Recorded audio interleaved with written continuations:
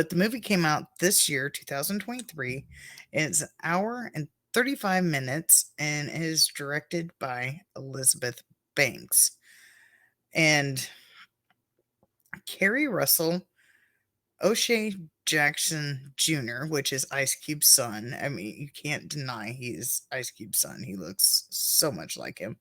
And unfortunately, Ray Liotta. Not unfortunately for him, but he had passed on. I don't remember if I think it was before the movie released. It was either before the movie released or it was in the theaters. I believe it was before. But this is, I'm going to say one of his last movies because I said last movie one time and somebody got after me. I don't know what other movie he was in, but whatever. I mean, it's possible. And Jesse Tyler Ferguson. If you don't know that name, if you ever watched Modern Family, he was the red-headed gay guy from the couple, the really cute couple that adopted a little girl. You can't even recognize him. I was like, why does he look so familiar? So I looked on IMDb. I'm like, that's why. And Matthew Rise, I believe that's how you pronounce his name, Rhys. He's also the new Perry Mason. If you haven't checked that show out, is on HBO. I've been watching it. I'm not a steady watch of that. I have watched all of season one.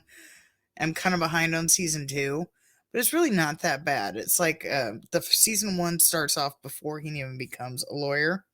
Anyway, whole nother story. IMDb gives this a 6 out of 10 rating, and the official synopsis is inspired by the 1985 true story of a drug runner's plane crash, missing cocaine, and the black bear that ate it. This wild, dark comedy finds an oddball group of cops, criminals, tourists, and teens converging in Georgia's forests where a 500 plus, about 500-pound apex predator has ingested a staggering amount of cocaine and has gone on a coke fueled rampage for more blow and blood. This movie is so funny. They do have the rhyme black fight back, brown lie down. If anybody's ever been camping when like if you ever been camping like where there's bears around, that refers to the type of bear, like a black bear.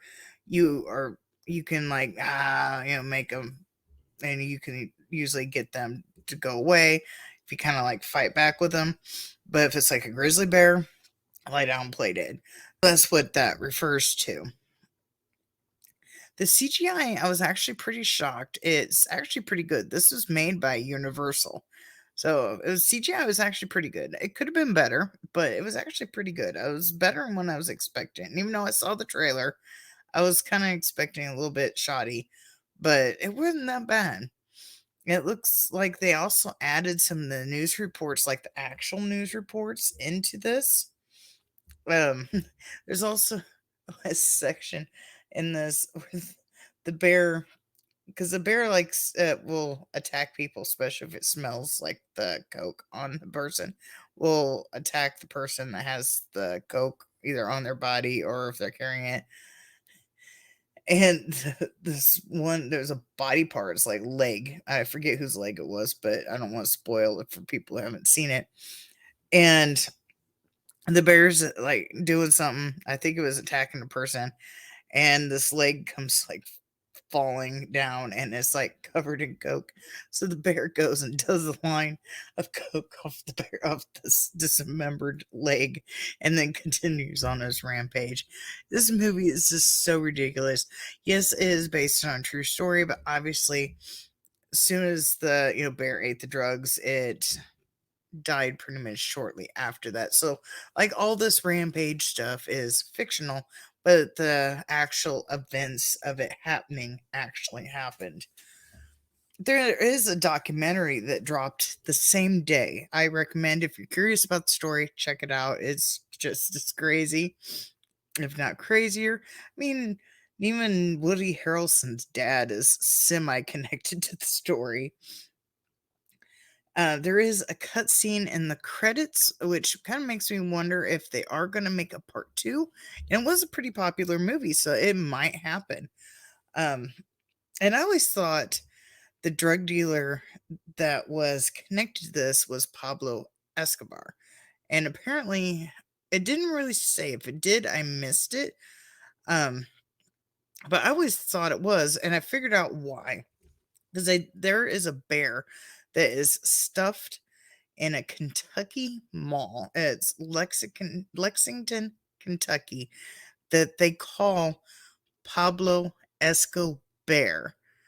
And I put a little picture that I found of him. And they say that that's the bear that, that actually happened to.